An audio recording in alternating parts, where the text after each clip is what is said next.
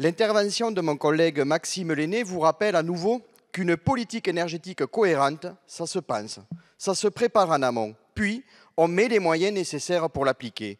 Mais vous faites tout le contraire avec des lois qui n'ont d'accélération que le nom et qui délaissent en réalité une partie des solutions, notamment en matière d'énergie renouvelable.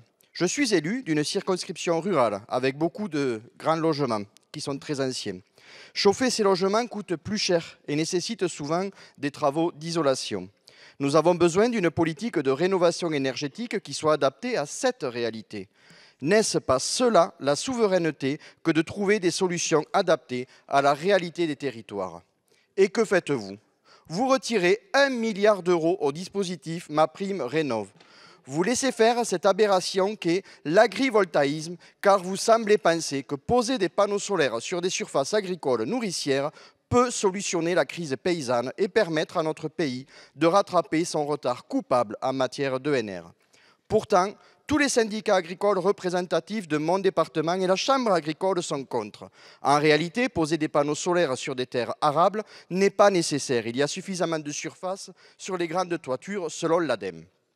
En fait, vous bradez notre souveraineté alimentaire pour compenser votre incapacité à élaborer une politique énergétique cohérente et surtout répondre à la crise des revenus des paysans.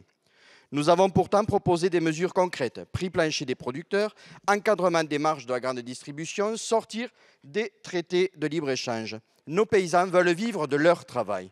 Pour ce qui est de la souveraineté énergétique, vous évacuez volontairement une partie des solutions potentielles, c'est à n'y rien comprendre. Quand allez-vous écouter nos propositions pour que notre pays se dote d'une production énergétique cohérente, associée à un grand plan d'isolation des logements, y compris dans les ruralités? Et aussi, quand allez-vous prendre la mesure des résultats de la commission d'enquête dont on parle ici et considérer l'ensemble des solutions proposées?